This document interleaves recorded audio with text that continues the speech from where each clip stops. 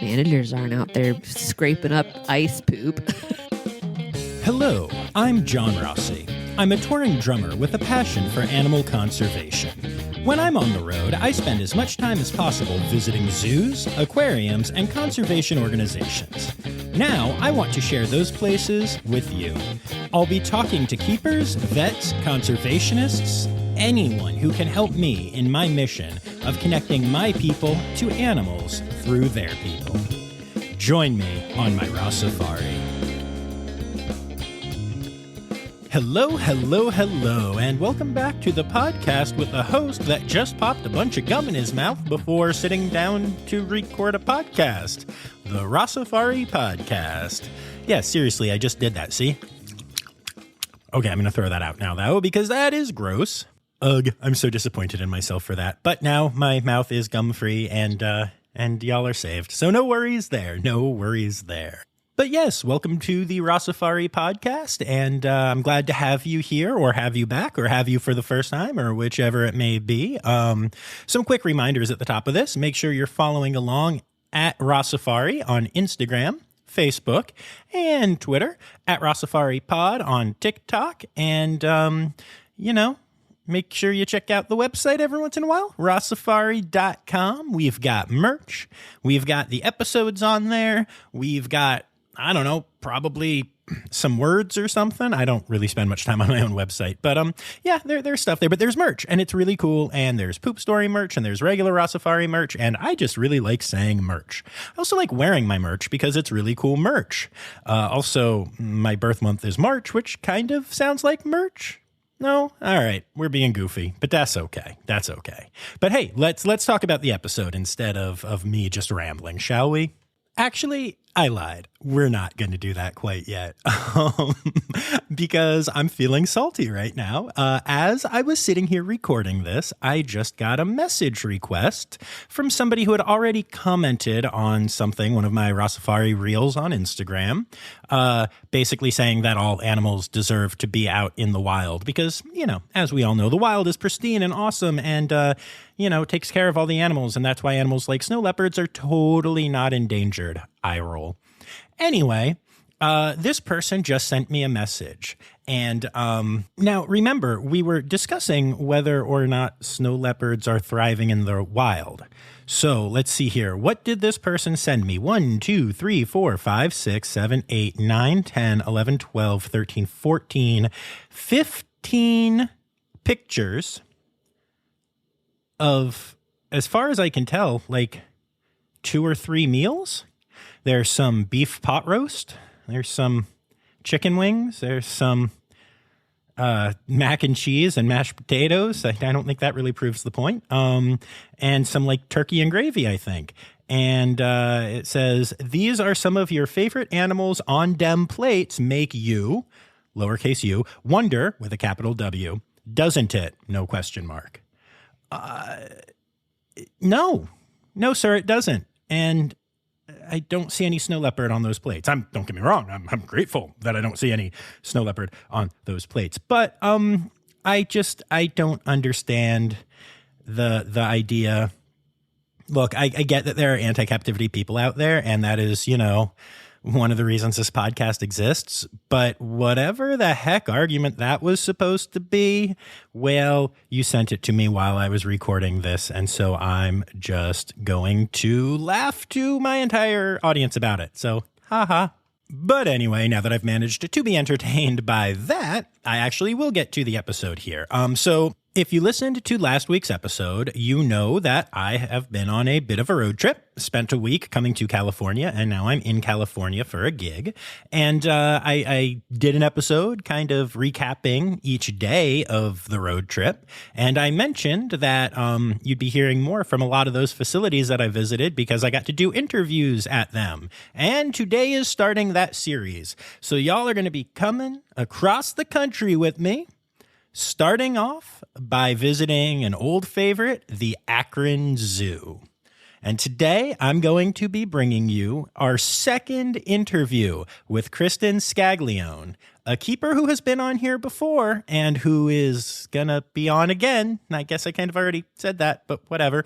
Anyway, and is going to be awesome. No, seriously though, Kristen is fabulous.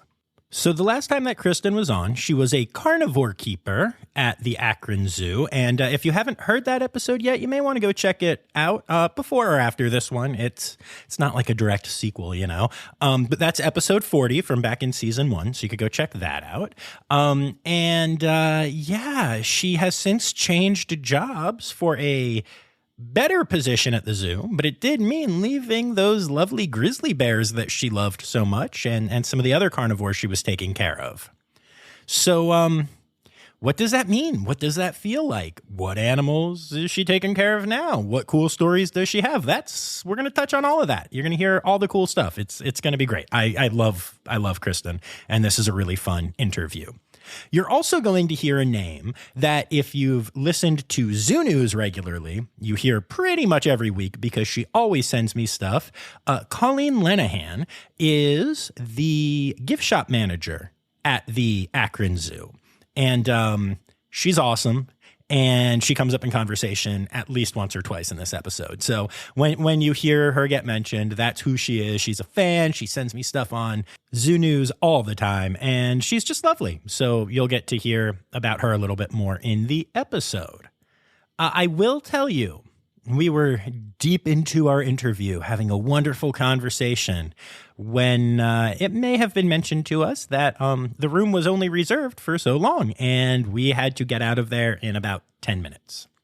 So if the end of this interview seems a little abrupt, it's because it was, but it's totally fine. It totally worked out. We made sure to get in the conservation organizations, the Rossifari poop story, and all that great stuff that you are used to towards the end of our interviews. So no worries, but I did want to say that just in case.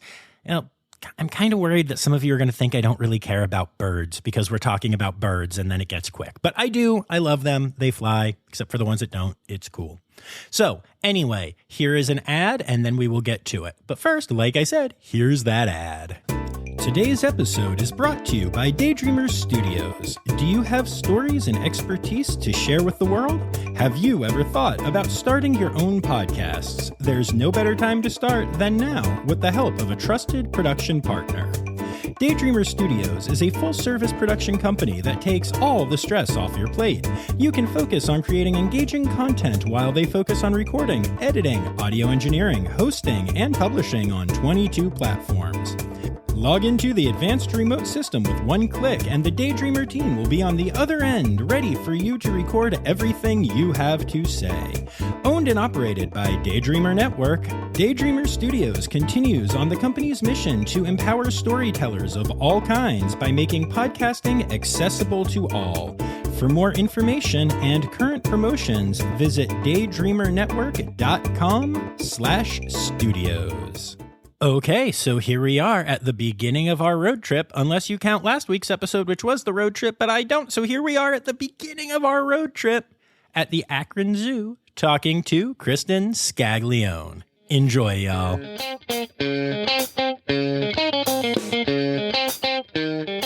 All right, so you've been here before, but for those who may have missed it, and if you did, shame on you, tell me who you are, where we are, and what you do here. All right, we'll be back after this quick break. Check out the new nature podcast that everyone is talking about, Birds of a Feather Talk Together. If you like Radiolab or Planet Earth, you'll love Birds of a Feather Talk Together. Escape from the daily grind into the world of birds. 2 experts and 2 amateurs talk about a different species every week. Recently, we talked about the osprey, burrowing owls, roadrunners, pigeons, giant hummingbirds, house wrens, sandhill cranes, and so many more. We have a lot of fun every week. Learn more about the incredible birds around you and some that you didn't know existed. Birds of a Feather Talk Together. You're going to like these birds. I guarantee it. My name is Kristen. We are at the Akron Zoo in Ohio. I am currently the lead keeper for our avian team. Last time I was on this podcast, I was a carnivore keeper. So I was going to say, I'm very confused by that because bears don't fly. Yes, I went from the biggest animal in the zoo to some of the smallest animals in the zoo. Yeah, you did. Okay, so we'll get there. Okay. We'll get there. So first of all, I have to ask you because if I'm remembering correctly, and if not, that's why we edit these. Yeah.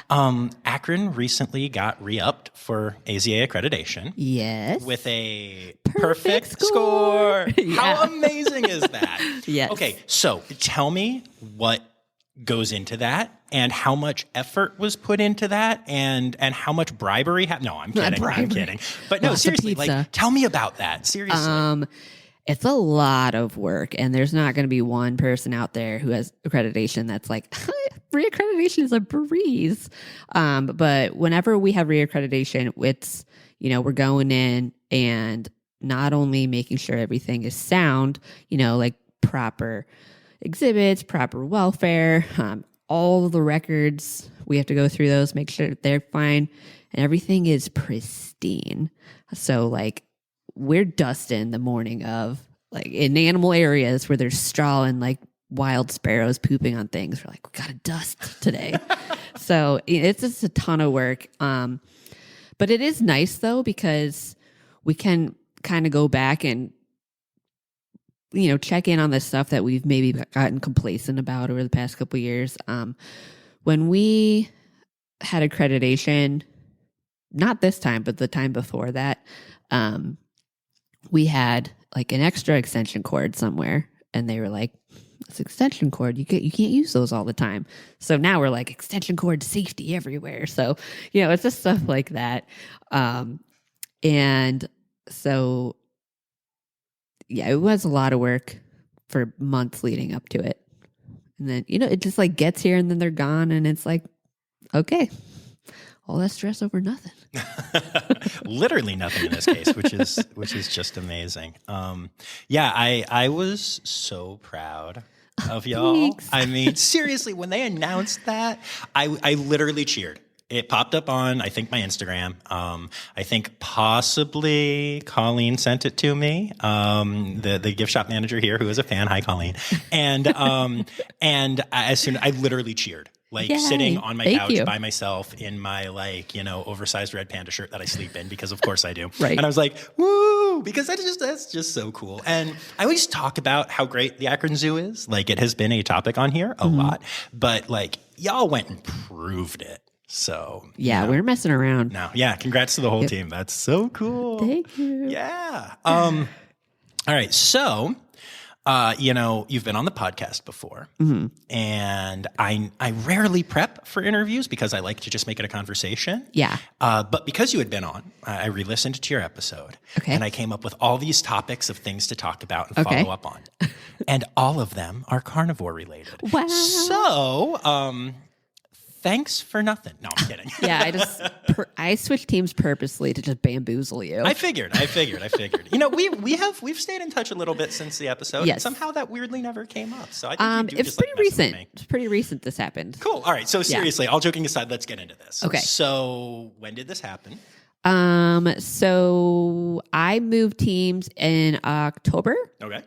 The decision was made a little bit before then, but we didn't move teams until October. And then, as I'm sure someone has told you, zookeeper staffing is always a challenge. So there's still times where I bounce back to carnivore every once in a while, especially with people being out sick.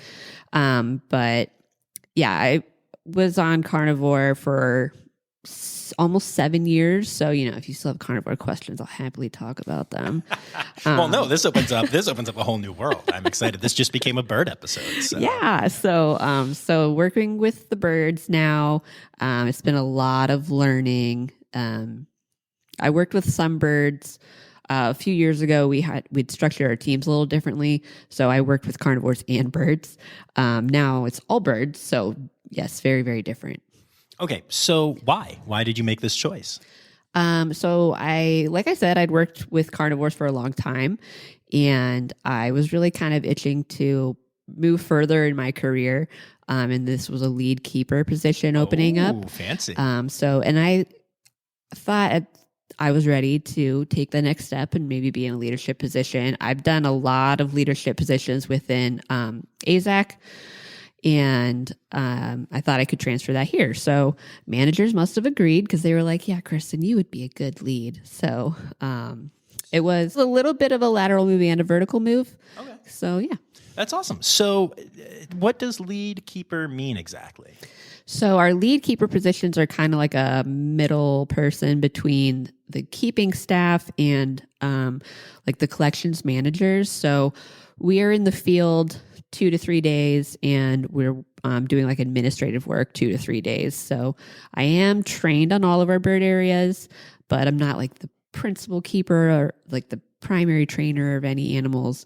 I do get to work with them, which I love. That would have been sad to leave that so quickly.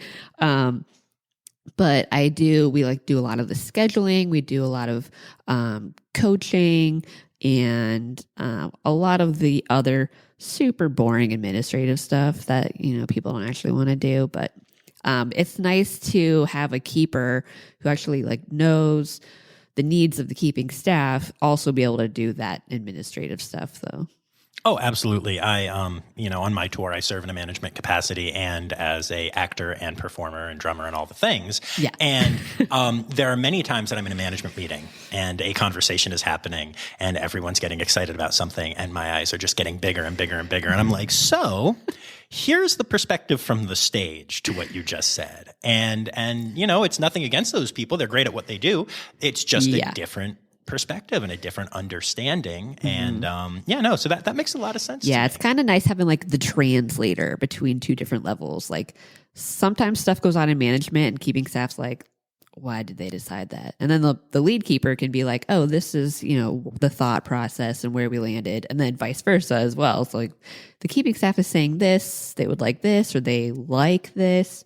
And then we can tell the managers like, hey, this is or is not working. So it's a new position within that past couple of years that we've instated at the zoo, and it's working out pretty well.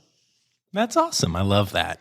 Now, so you said you spend about half the time doing paperwork and half the time doing animals. Yeah. Which part are you more into? Are you finding yourself loving the paperwork? It's hard because I don't want to be like, I don't like the animals anymore. Because that's obviously nobody not will true. think that. Nobody will think that. No, but like the older I get, the more like type A I've been getting. So I do like doing that administrative type stuff a lot more. I think especially because I've been so involved with AZAC, I've really gotten to see like the other side of animal care is just like the management of it and the management of people and growing and stuff. So that's all really important to make the animal actual care side of it function. So I definitely like doing both. All right. We'll be back after this quick break. Hi, this is Kathy Hill from the Indian River Lagoon National Estuary Program. We're all about restoration projects in progress this season on One Lagoon, One Voice. Learn about the great strides the lagoon community is taking to restore and protect the Indian River Lagoon. Each week, we dive deep into discussions with scientists, resource managers, and nonprofit leaders to explore lagoon issues and solutions. From oyster reefs to clam restoration, algae blooms to muck, you'll learn all about the projects we're tackling to bring the Indian River Lagoon back to health. Click the link in the show notes to follow One Lagoon, One Voice, learn about the IRL Council, and explore our unique lagoon.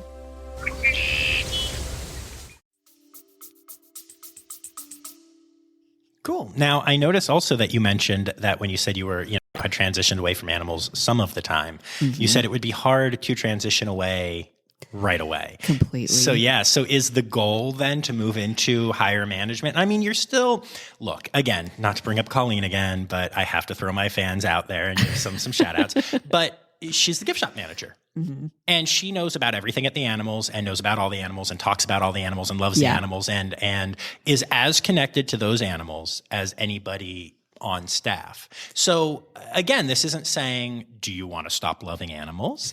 And no one will think that. And if they do, to them.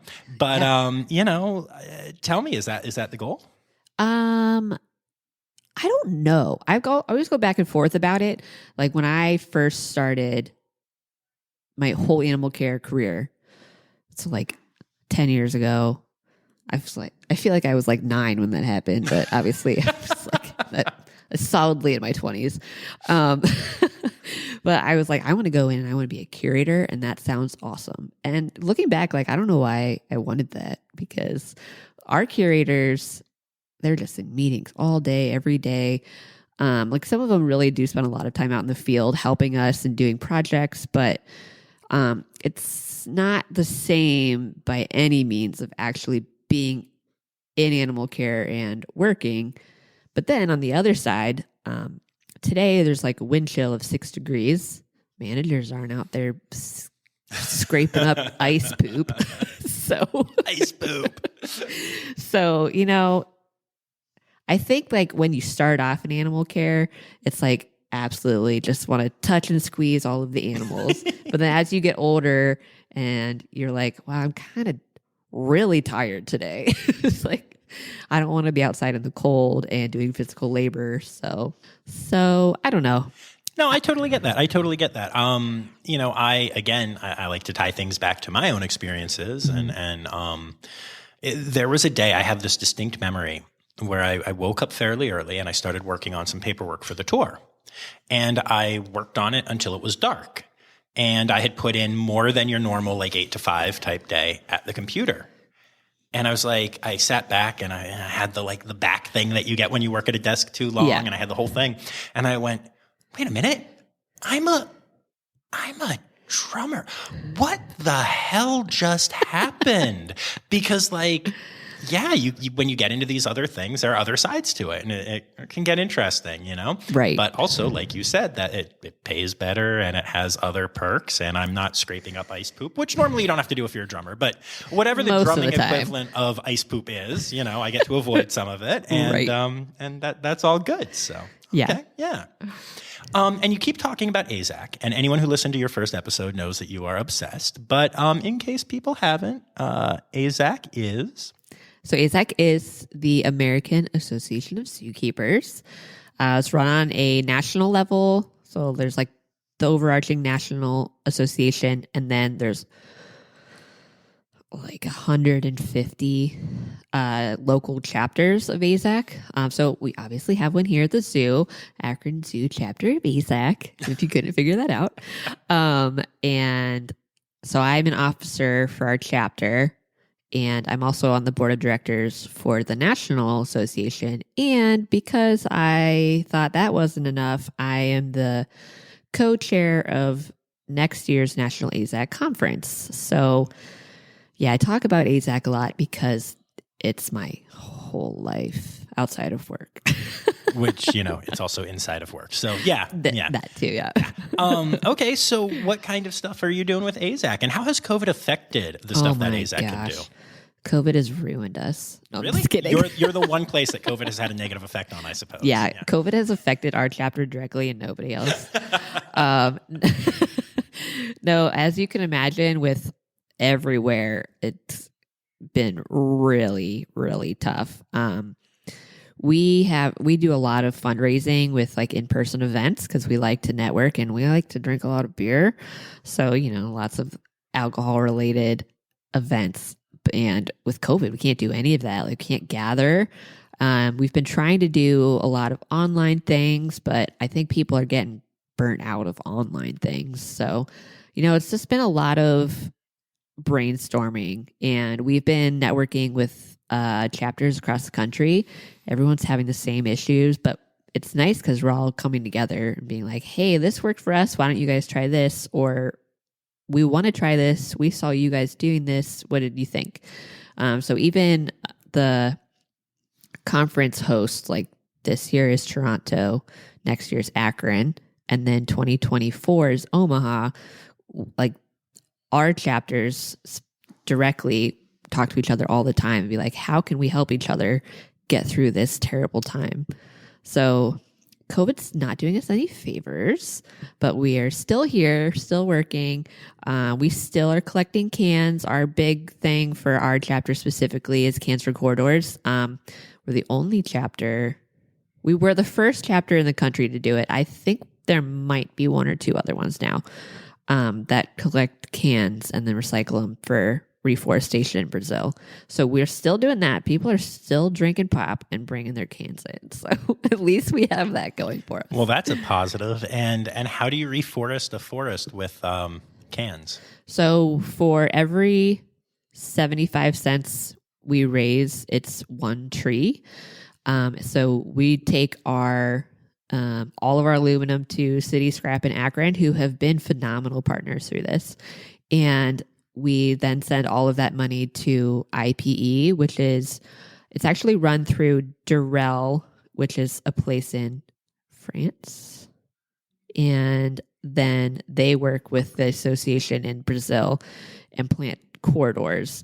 So a big problem with deforestation in the rainforest is that there's just chunks of areas of trees left, and animals can't go from one to the other because it's just wide open space. That's dangerous. So they plant corridors from spot to spot, and that's what we help with. So we've kept track, and it's like 10,000 trees or something we've helped replant so far. That's so wonderful. yeah. It's our little shining moment in COVID. Very cool. No, I really, really dig that. That's awesome. So I think we should get to some animals. Before I get yelled at. Animals are okay, I guess. Yeah, right. I know we can only get to half of the animals now because your new position. But all right, so let's play some catch up first. Okay. So so let's talk about some stuff that we talked about before and just get some catch ups. Okay, catch ups. That sounded like I said. Yeah, we'll get some ketchup packets. Yeah, we'll go get some packets we'll go of ketchup. with it. Yeah, I like it. Yeah. Good. All right. So obviously the last episode was focused very much on the Bears, Cheyenne and Jackson. Yes. So the first question I have for you is, how the heck did you walk away from the loves of your life? Don't talk about it. It was hard. I bet it was. There's some tears, a lot of tears. I cried many times at work, at home, to my manager. But, it was the right thing, or the right move for me. And, those Bears they're probably going to be here for another 15, 20 years. And I wasn't, I had to walk away at some point. I wasn't just going to be Jackson Cheyenne's keeper for the next 2 decades. And yet you also kind of sound like you wish you could be when you say that. I know. But yeah, it was hard. I definitely obviously grew very close with them, but it's also one of those situations where they recognized me and they knew me very well. And because I built a working relationship with them. But for them, I think it was more just a working relationship. For me, I was like, I love you more than air. But I don't think, they're fine. The fact that I left, they're fine. That whole team is taking perfect care of them without me. So Sure. No, I was asking more how you handled it for I know. But, well, that was part of it. I was like, I know they'll be fine. That's fair. If I go.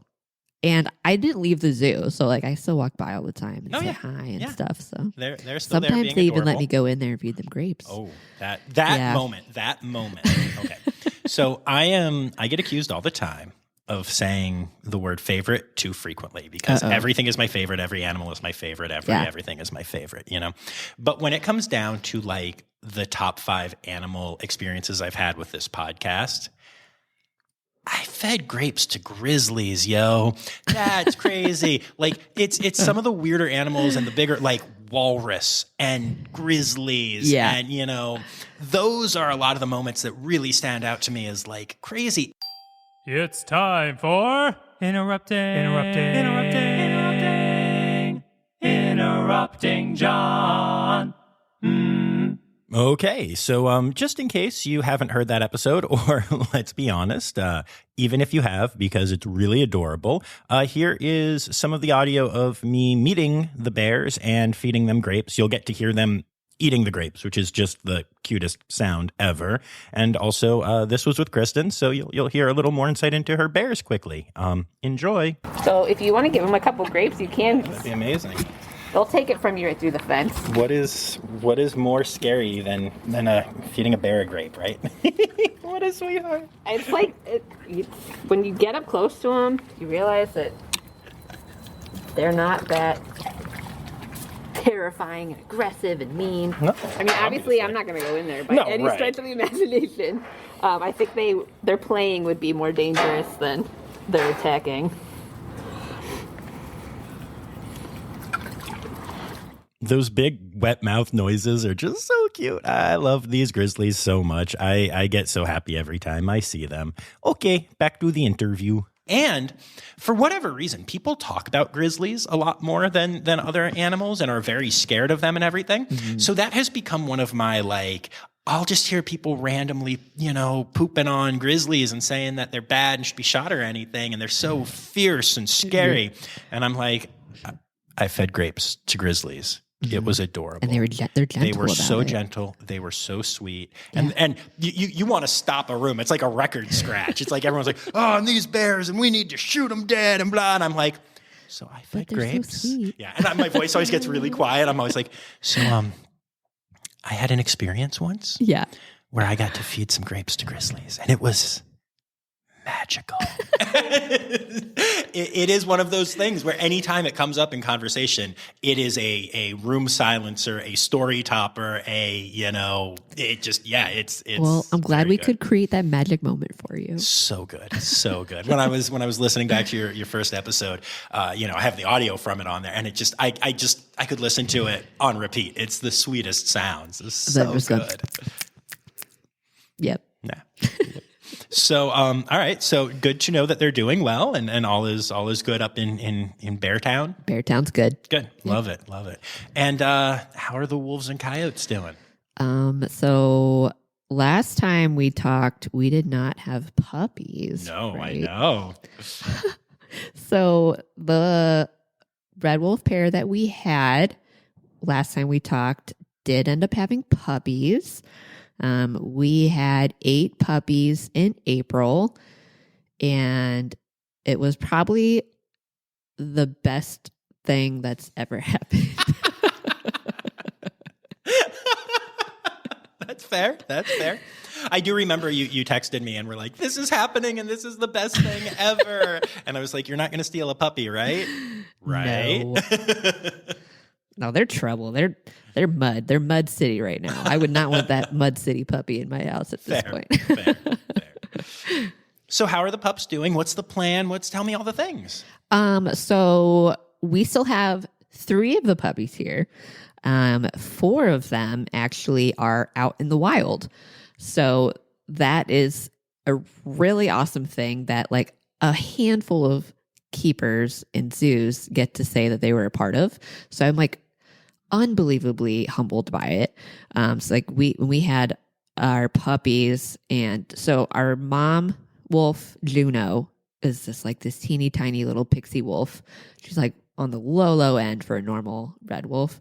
And so when she, pooped out 8 puppies, it was a big shock to us. So we're like, well, first of all, where the heck are we going to have 10 full grown wolves? Because, a lot of the time they stay with their family for a while. Right. Yeah. And then just luckily for us, or the timing, I don't know what magic of the universe was like, hey, we just got it approved to start putting wolves back into the wild, because it was like a nightmare with federal protection and stuff like that for the wolves in North Carolina. So they were like, hey, we know that you have a lot of pups. Can we foster 4 of them to a wild wolf mom that just had her own pups? And we're just like, oh my gosh, yeah. So obviously it was a lot more involved than just like that conversation. Well, no, right. But I remember all of this happening around the same time, though, because I was reporting for Zoo News about the fact that the North Carolina lawsuit was happening, because there's this wonderful reintroduction program. Yes. But people constantly try to stop it because people are weirdly, deathly afraid of wolves. And there's so many stories that I've shared about, wolves outside of Yellowstone, like they wander outside of the park boundaries and they're immediately killed. Or the new Idaho laws that basically say if you see a wolf, you're legally required to kill it. I'm kidding, but only kind of. I hate that law so much. Yeah.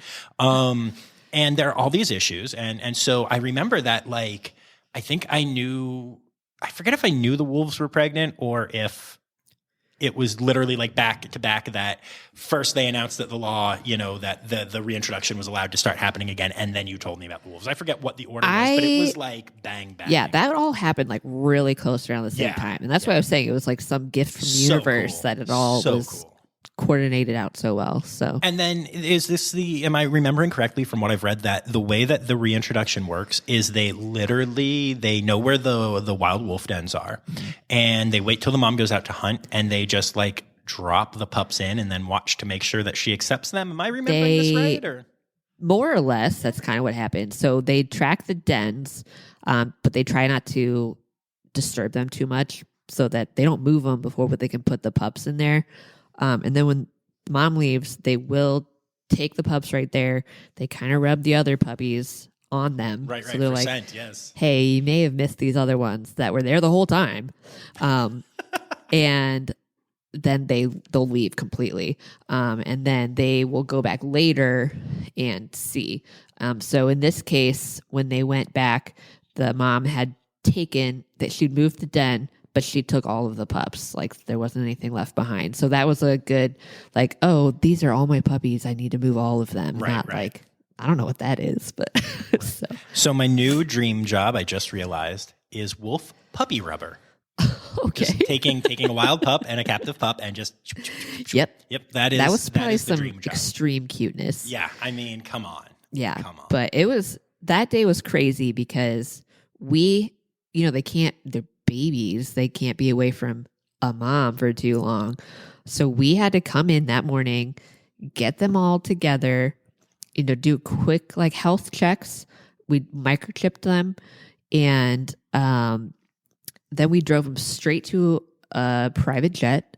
They flew directly to North Carolina, and then they drove from there to the den. Like it was all very short time. And that's a long way to go. Yeah, no, it's amazing the efforts that go into. Have you ever flown on a private jet? No. Nor have I, weirdly. Elena, have you flown on? No? Weird. There are three of us in this room, none of whom have flown on a private jet. But wolf pups. But they have, to. Yeah. Yeah. Well, it was kind of funny because my manager drove the pups in his car, and then we followed behind him because he got to go in the private jet. But I was like, Eric, you have 20% of the wild population in your car right now. So you better drive carefully. Oh my gosh. So like, that's how we think about it.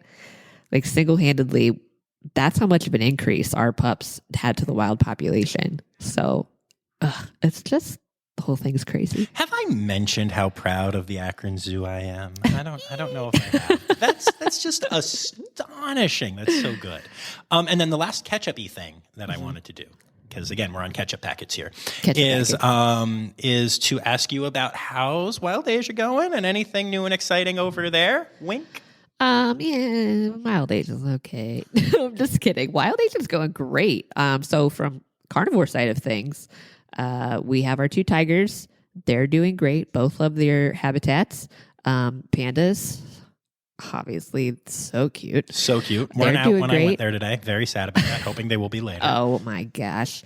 Those pandas, they're spoiled. Oh, yeah. Oh, I mean, their whole setup there is insane. And I was trying to look into the little hidden back lots and stuff that I know are back there. Yeah. And I still didn't see them, but I'm sure I will. They're probably like, oh my God, he's coming. Run away. Yeah, I hear people. Run. Gotta keep our audience wanting more. But then our current crown jewel of Wild Asia, we have a tiny, tiny little baby. Gibbon baby was just born on December 9th, because I guessed that.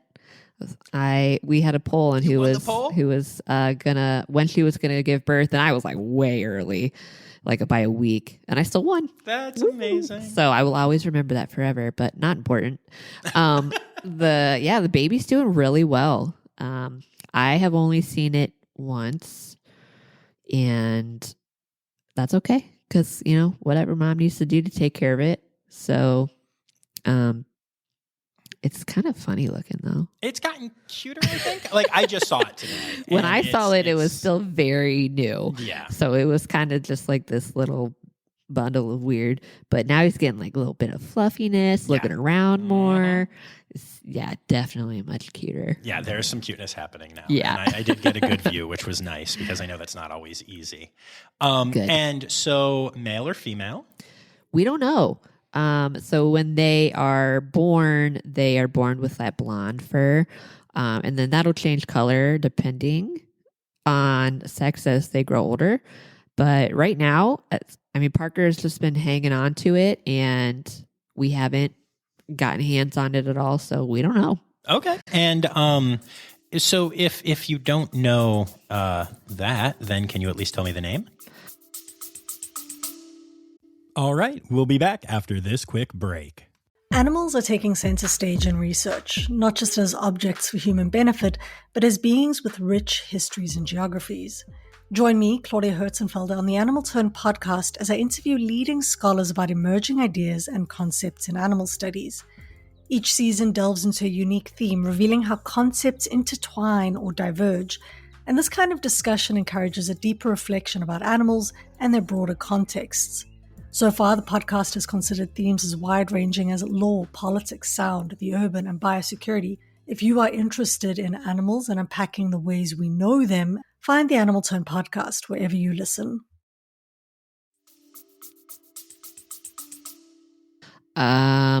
We don't have that either. All right, podcast over. This sucks. No, I'm kidding. But you are doing something special. It's going to for be the name, gender right? neutral. Like, it's probably going to be named like Alex or Chris, Nice. But and you are doing something special for the name, right? That's a great question that I don't have the answer to. A naming contest. We are. Perhaps that Naming will be contest. launching soon. Perhaps tomorrow. Perhaps. Except I'm not putting this out live. So Maybe be putting a naming contest out tomorrow, which is the past in the future. Yes. In oh whoa, this is getting into like some weird Marvel timeline thing. But today is the 11th, so on the 12th there will be a naming contest, and I will post appropriate things, and you can go and vote for a name, or depending on when this comes out, you may have already gone and voted for a name. Either way, Yeah. I'm going to help you all vote for a name, and I'm also going to ask once the list is officially together, I'm going to ask Kristen what she wants it to be, and then we're all going to vote for that one and try and tip it in her favor. Perfect. So that'll be good.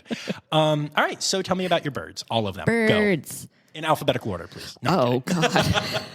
God. Give me like a 10-second pause here. So Birdland is really cool in its own way. Obviously, carnivore and bird is extremely different. Yes. But Birdland is cool because everything within Birdland itself is extremely different. Okay, I have to interrupt you just for 1 second. I'm sorry. Do you know that there's a insanely famous jazz tune called Birdland? No. And also a club that was called that. Okay, so as you're talking about Birdland, all I can hear is the song, and I'm so happy. I actually got to play it in high school. It's a whole thing. That's but, awesome. But anyway, so tell me about Birdland. But I'm probably the only person here who calls it Birdland anyway. So, we can just roll with it. Yeah, no, I love it. I love it. So we have a wide variety of birds. We have we have our Humboldt penguin colony, which love. I could talk about them alone for an hour. And we also have Nope.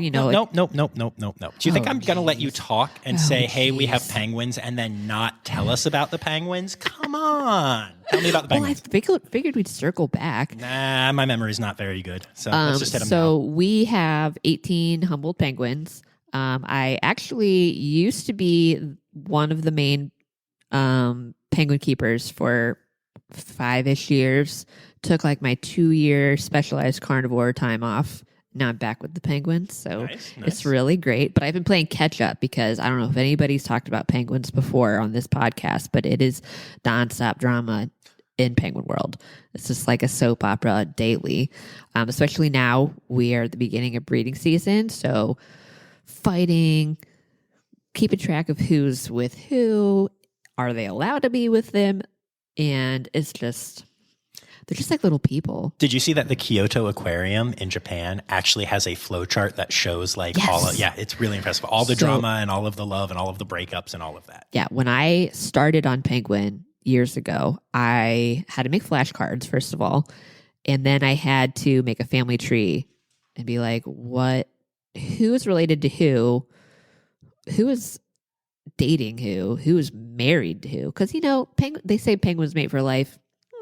That's not always true. No. Just like in humans, it's not always true. Some penguins are solid. Like they are married. They celebrated their golden anniversary. Other penguins are like, I'm with you, but also with her. So drama. Yeah. And y'all literally track all of that. And oh, yeah.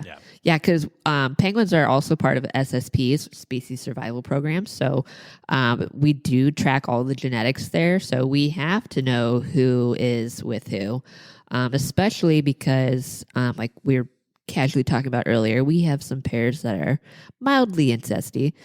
And, we don't always want them. We don't want those genetics. So how do you handle that? How do you stop, some incestuous love from happening in a penguin colony?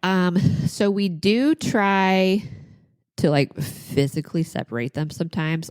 We had a brother-sister pair for a while. We actually brought in another pair of penguins to like pair them off. And we have these wonderful off exhibit rooms in our penguin building. And we were able to turn those into like honeymoon suites. And we had them separately in their pairs for 30 days, and they were getting along great. And we're like, okay, seems good. Let's put them back with the colony. And then immediately the brother and sister were like, I've missed you so much. And they're like, would not separate again. So, and then in that case, like if they do lay eggs, we swap them out and give them dummy eggs so they can just take care of a piece of wood for a while and not know about it. And then, yeah, it's always going to happen. It's just moderating. Right. No, makes sense because it happens in the wild. Makes sense. Cool. So anything else about the penguins before we move on to other flappy things? I don't know. There's so many penguin things. We do have 2 babies out there. The penguin chicks, they are full size, but they don't have like the black band across their chest. So that's how you can tell them apart. But personality wise, the babies always crack me up because they're like trying to figure out life and they're not fully parent raised. So like when they get big enough to fledge, like when they start growing in their actual feathers and not poof ball feathers, the parents are like, bye. They like will physically kick them out of their nest. Wow. So they're just kind of figuring out life on their own. And so we have a boy and a girl, and the girl is so sweet, but I swear there's like not a lot going on upstairs. She's just like staring at bugs and like standing outside. And then the other one, he is starting to get some of his boy feelings in. So he is like, sometimes he's like, I really just want to flirt with you. And other times he's like, I want to kill your shoe. So they crack me up. They're a bunch of weirdos. So they really are just like little humans because everything you just described are people that I know. Yeah, exactly. Including the guys that are like, sometimes I want to flirt with you and sometimes I just want to kill your shoe. Yeah. Weirdly, but it happens. Lots of personality over there. Nice, cool. So what other birds are you taking care of? So we do have a variety of exotic and native. We actually have the largest collection of native songbirds in the country, which is really cool. A lot of people are like, oh my God, it's just a cardinal. But like if you go in there, it's really cool because there are so many birds in there that I had no idea that were native to Ohio until I started working in there. Nice. And then even the tiny, tiny little songbirds, they each have personality too. So it's really cool because they're so overlooked because they're so not novel. But then like once you spend time in there, it's like a dream to live in that aviary because it's just like peaceful and there's water running and the birds are singing. So very underrated part of the zoo, if you ask me. But then we have a few different kinds of owls. We have our flamingos. We have our 2 crazy hyacinth macaws. Let's see. We have all kinds of stuff. We have so many waterfowl. We are the duck zoo. And I actually love it because our minor league baseball team is the Akron Rubber Ducks. And I would like to say that they did that because we have so many ducks at our zoo. Probably didn't. But they come here and like do rubber ducks things. So they sponsor a waterfowl pond. Oh wow, my gosh. That's so exciting. I knew that now that you say that because there's a sign on the fence that says it. Yeah. We're on the same page now. Nice. But what was I saying? Oh, yeah. And so we do a lot of waterfowl breeding, which is really cool. I know one year we hatched out like 52 baby ducks and geese, and that was bananas. Because normally really it's like less than 10.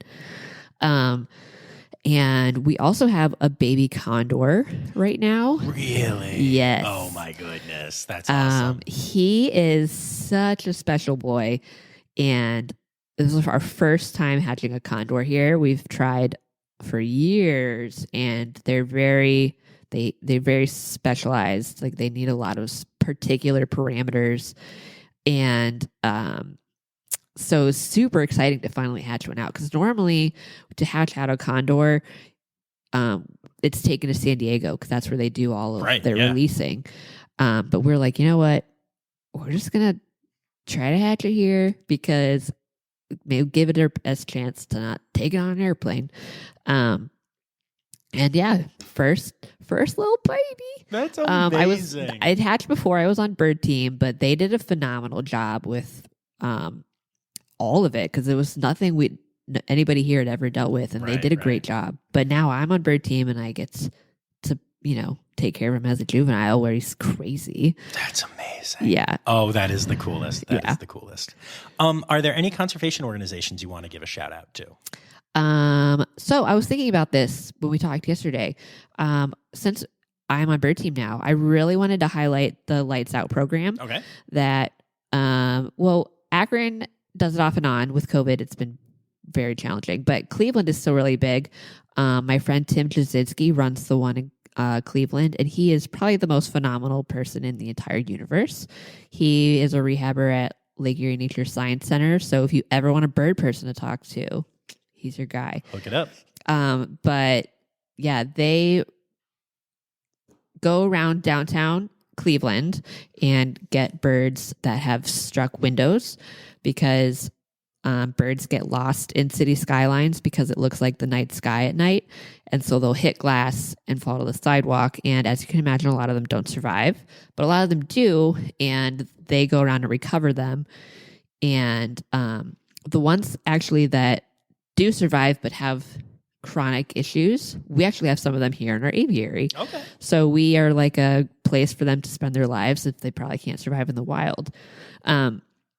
But they also, like, not only are they collecting birds, but they really push for getting cities to turn their building lights off at night. And they actually have made great headway. Like, a lot of big buildings now don't have lights on at night. And this is starting to be across the country. I know there's programs in other cities with lights out. So really wanted to draw that up because I think it's really important. That's awesome. I love that. It's time now, don't you know? We've come to the end of the show, but there's one tale left to go. You're gonna laugh and say, oh no. It's time for the Rossifari poop story. Hit me. Oh my gosh, poop story. Poop story. Well, I couldn't come up with like a specific one, but I wanted to say that the amount of poop between Carnivore Land and Birdland has like tripled. I was like, you think of carnivore poop and it's just like so big and oh my gosh. But like there's just like a pile or a couple piles a day. But you go to bird and it's like everything is covered with poop all the time. And you're always touching it because it's on your stuff and it's always so wet. So like the amount of poop, I went from really big animals to just like tons of poop. So yeah, I'm very close with the poop now. So your life is the poop story. Poop story. Yeah, exactly. Yeah. Awesome. Well, thank you so much for doing this. Yeah, of course.